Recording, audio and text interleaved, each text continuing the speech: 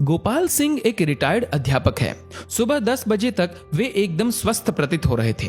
शाम के 7 बजते बजते तेज बुखार के साथ साथ वे सारे लक्षण दिखाई देने लगे जो एक कोरोना पॉजिटिव मरीज के अंदर दिखाई देते हैं।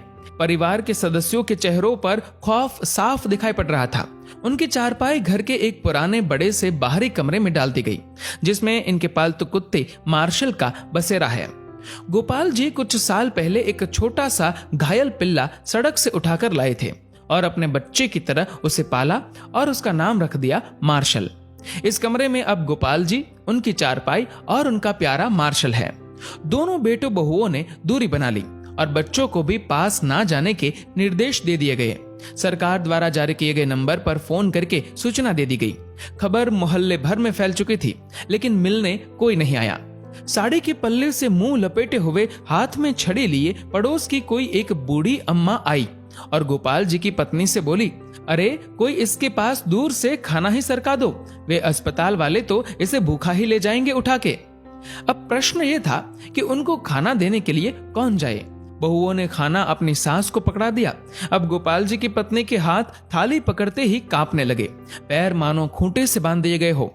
इतना देखकर वह पड़ोसन बोली, अरे तेरा तो पति है, तू भी किन ख्यालों में पड़ी है? मुंह बांध के चली जा और दूर से थाली सरका दे, वो अपने आप उठाकर खा लेगा। सारा वार्तालाप गोपाल जी चुपचाप सुन रहे थे। उनकी आंखें नम थी और कांपते होठों से उन्होंने कहा कि कोई मेरे पास ना आए तो बेहतर है, मुझे भूख भी नहीं है। इसी बीच एम्बुलेंस आ जाती है और गोपाल जी को एम्बुलेंस में बैठने के लिए बोला जाता है। गोपाल जी घर के दरवाजे पर आकर एक बार पलटकर अपने घर की तरफ देखते हैं। पोती पोते पहली मंजिल की खिड़की से मास्क लगाए दादा को निहारते हुए और उन बच्चों के पीछे सर पर पल्लू ओढ़े उनकी दोनों बहुएं दिखाई पड़ती है।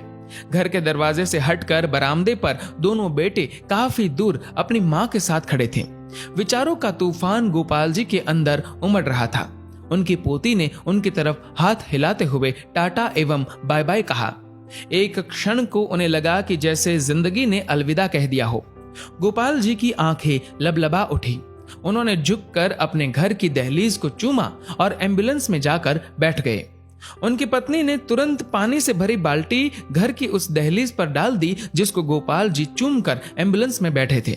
इसे तिरस्कार कहो या मजबूरी, लेकिन यह दृश्य देखकर कुत्ता भी रो पड़ा और उसी एम्बुलेंस के पीछे पीछे हो लिया जो गोपाल जी को अस्पताल लेकर जा रही थी। गोपाल जी अस्पताल में 14 दिनों के ऑब्जर्वेशन पीरियड में रहे। दोबारा टेस्ट किया गया तो उनकी रिपोर्ट सामान्य थी। उन्हें पूर्णतः स्वस्थ घोषित करके छुट्टी दे दी गई। जब वह अस्पताल से बाहर निकले तो उनको अस्पताल के गेट पर उनका कुत्ता मार्शल बैठा दिखाई दिया। दोनों एक दूसरे से लिपट गए। एक की आंखों से गंगा तो एक की आंखों से यमुना बहे जा रही थी।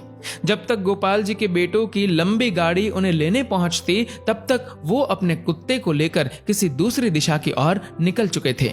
उसके बाद वो कभी दिखाई नहीं दिए। आज उनके फोटो के साथ उनकी गुमशुदगी की खबर छपी है।